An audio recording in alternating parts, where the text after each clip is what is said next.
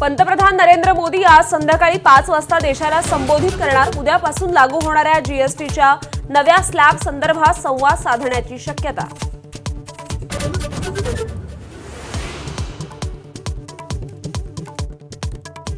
विद्यमान आमदाराला 2 कोटी मिळतात, मात्र आमदार नसतानाही आपल्याला 20 कोटी मिळतात। निधीवरून माजी शिवसेना आमदार सदा सरवणकरांच्या वक्तव्यानं नवा वाद होण्याची शक्यता।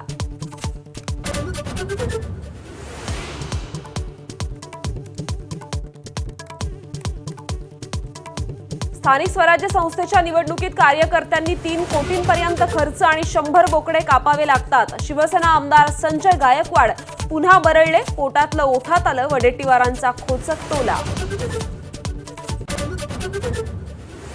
पैसे खात्यावर घेत नाही, ड्रायव्हरचा यूपीआय देत असल्याची लक्ष्मण हाकेंची कथित ऑडिओ क्लिप व्हायरल। तरुणानं काढली लक्ष्मण हाकेंची लाज।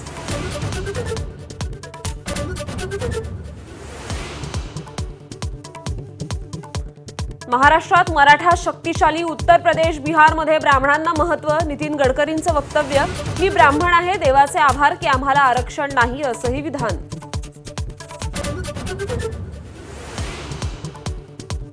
आंतरवलीत मनोज जरांगेंच्या बैठकीत मधमाशांचा अचानक हल्ला, अनेक कार्यकर्त्यांना मधमाशांचा चावा। बैठकीच्या ठिकाणी गोंधळाचं वातावरण।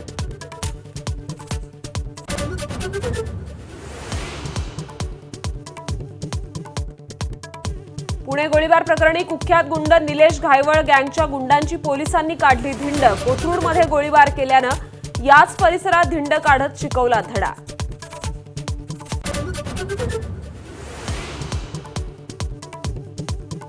मे 2026 मध्ये होणारी नीट परीक्षा संगणकावर आधारित होण्याची शक्यता। पेपर लीक होण्याच्या प्रकारानंतर केंद्रीय शिक्षण आणि आरोग्य मंत्रालयाची सावध पावलं। जपानमधील ओसाका वर्ल्ड बिझनेस एक्स्पो 2025 मध्ये महाराष्ट्राचा डंका। उदय सामंतांच्या हस्ते महाराष्ट्र पॅव्हेलियनचं उद्घाटन। जगभरातील उद्योजकांचा सहभाग।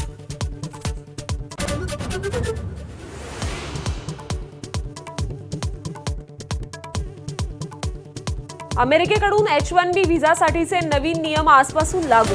नवीन अर्जदारांना मोजावे लागणार 88 लाख रुपये। जुन्या H1B व्हिसाधारकांना नवे नियम लागू नाहीत, अमेरिकेचं स्पष्टीकरण।